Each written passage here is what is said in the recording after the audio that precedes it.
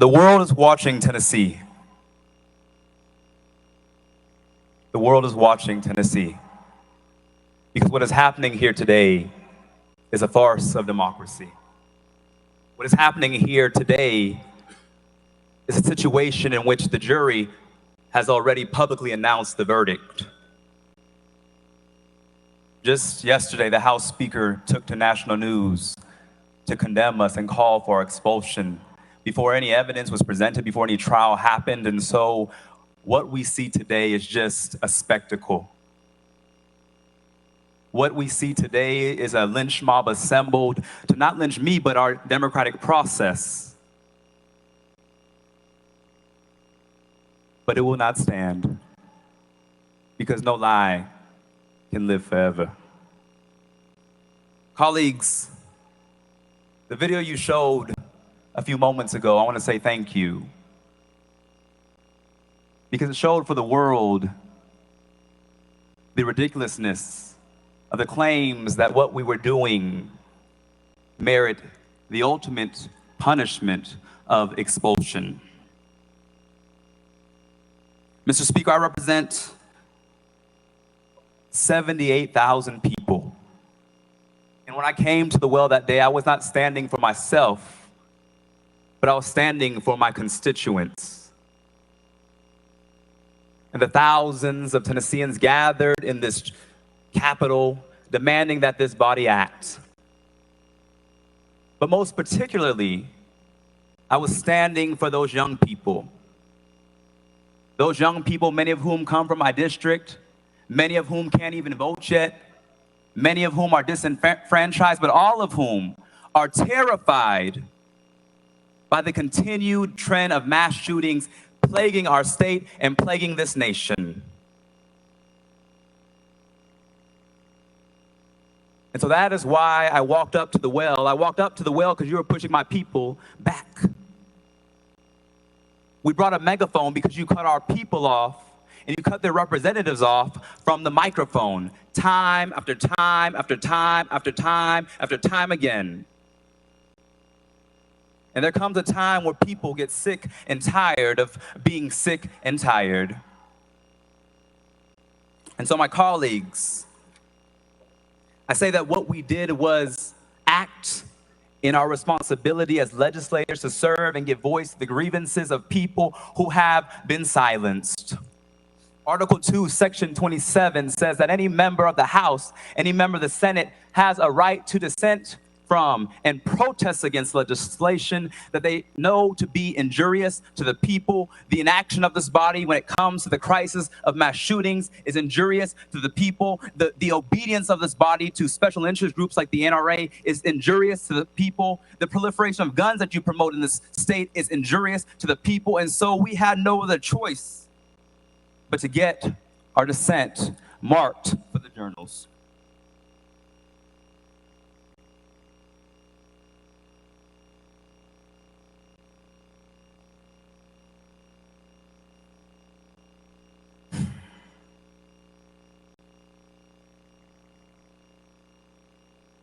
The next day, I was shocked to get messages, shocked to get copies of articles that House Speaker Cameron Sexton went on national television to lie to the world and say that what happened in this well was an insurrection. What happened out in those halls was an insurrection.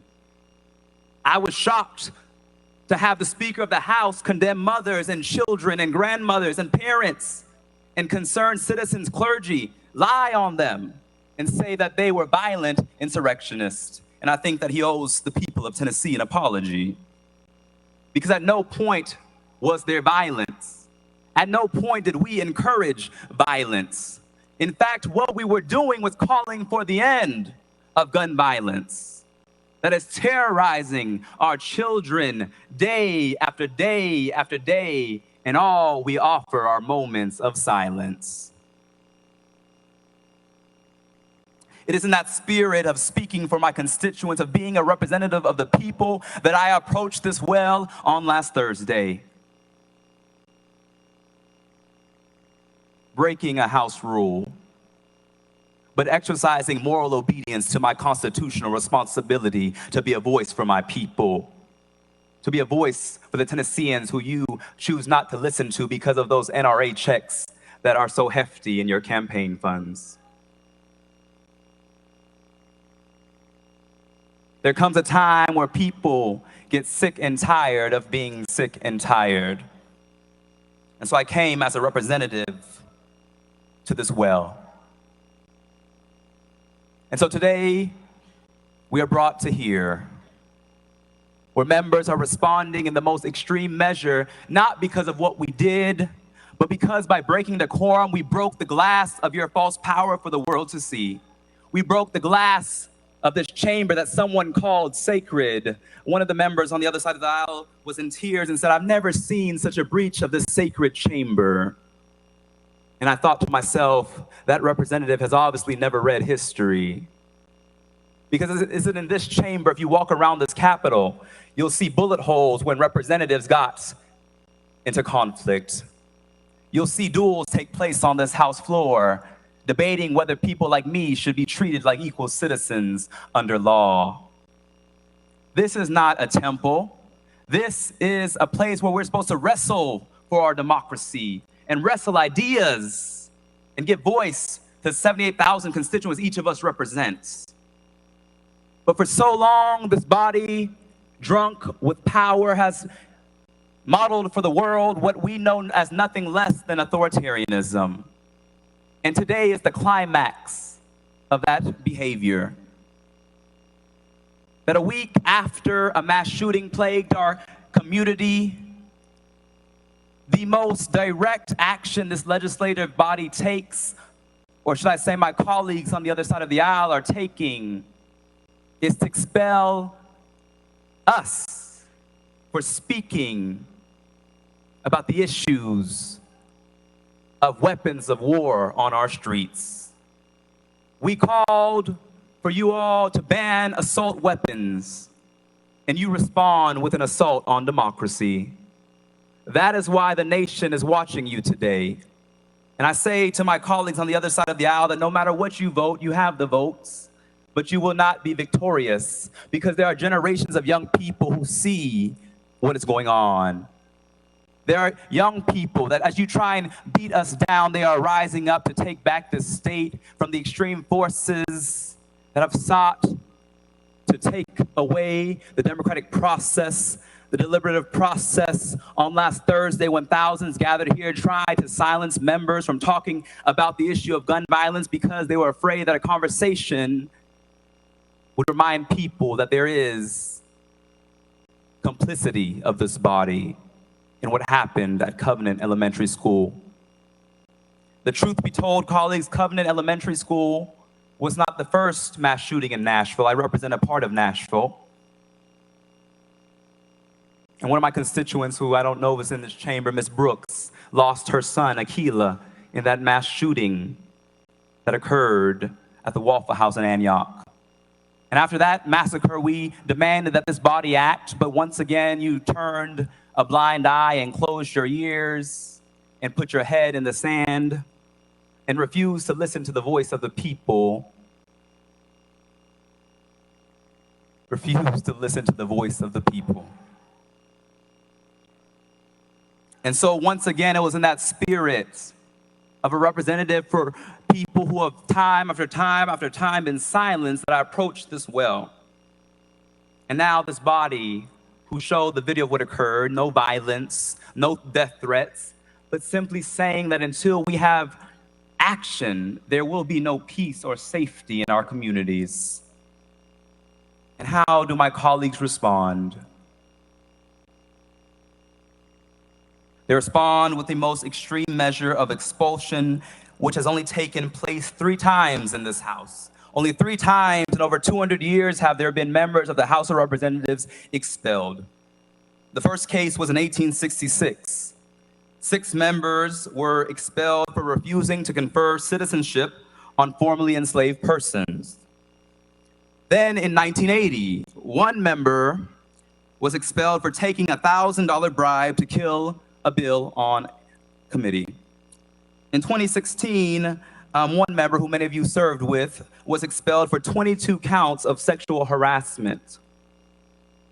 And now what you're doing with this prejudged expulsion resolution is saying that our actions were on par and equivalent with those egregious, some would say criminal activities that occurred. But the truth be told that when we approached this well, we broke no laws. We committed no felonies. We did not abuse the power of our office. We were simply trying to gain a voice for our constituents. And so this is not about expelling us as individuals. This is your attempt. This is your attempt. This is your attempt to expel the voice of the people from the people's house. And it will not be successful. It will not, look around, it will not be successful. Because your overreaction, your flexing of false power has awakened a generation of people who will let you know that your time is up.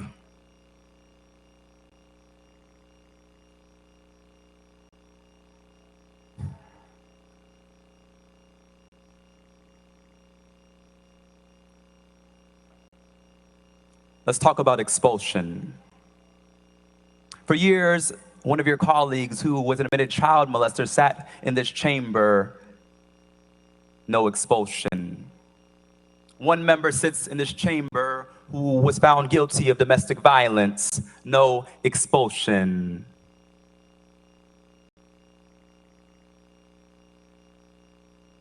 We had a former speaker sit in this chamber who is now under federal investigation, no expulsion. We have a member still under federal investigation, no expulsion.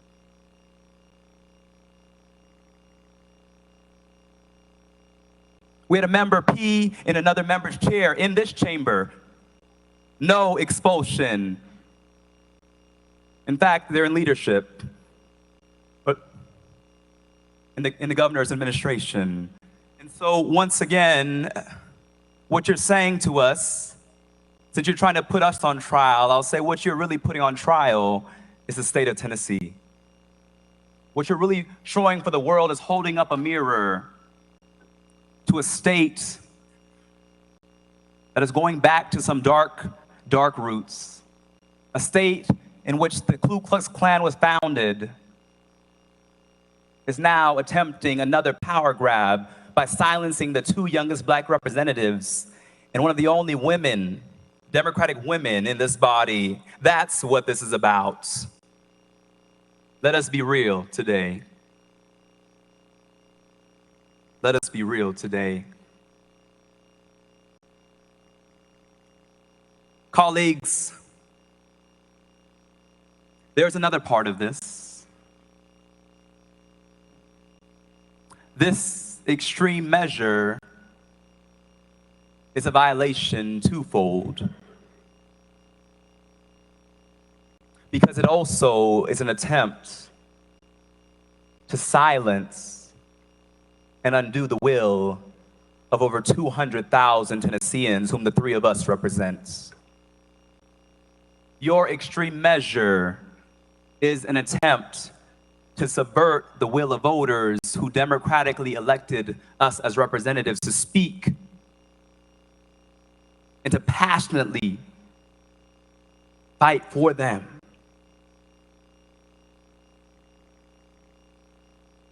When I entered into this chamber, many members said, "What will you do with this supermajority?" I said, "We will fight for you.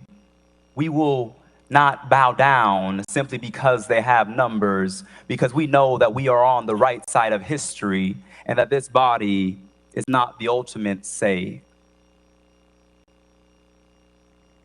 That this is not a palace or a frat house or the Bellmead Country Club, but that this is the people's house. And so when we came into this well to say, I see you, I'm with you, the people of the state, we are standing with you. We were saying, this is the people's house. and we will not bow down. Somebody said they were shouting on the floor. They were shouting on the floor. And it reminded me of a scripture from Genesis that said, the blood cried out. The blood cried out. That's what we were saying. There's a scripture that says, if we are silent, the stones will shout out. That's why we were shouting. No action, no peace. No action, no peace. No action, no peace.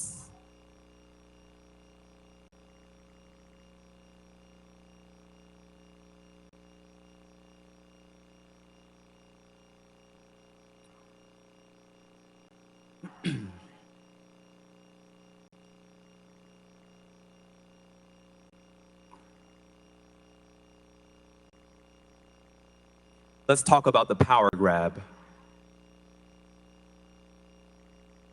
This is unprecedented, not just for our state, but it's the reason why states across this nation are sending letters condemning this body. The White House is talking about what's happening in this body because what Tennessee is doing is a power grab of ousting 3 lawmakers, your colleagues, simply because you have the numbers to do it. If I didn't know this was happening to us, and I read the news, 3 opposition legislators expelled from the legislature, I would think that this was another nation. But no, it is Tennessee showing to the world that democracy is no more. That simply because of gerrymandered districts and voter suppression, you have stolen the people's house and think that you are ultimate authority.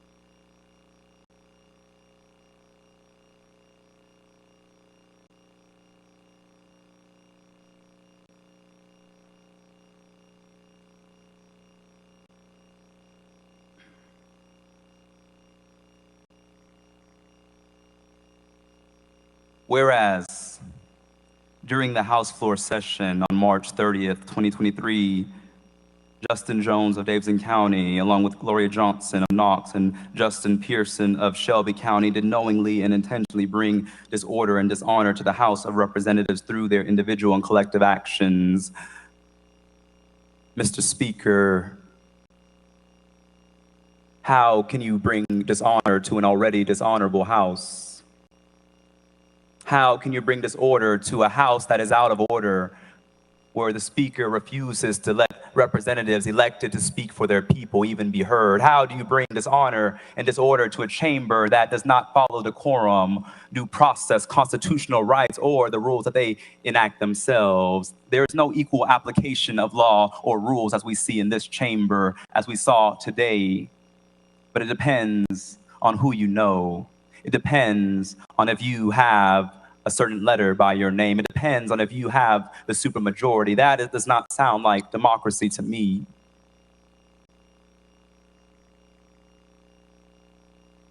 Many members counseled and said, perhaps you should come here and plead mercy. Perhaps you should come here and say, we throw ourselves at your mercy.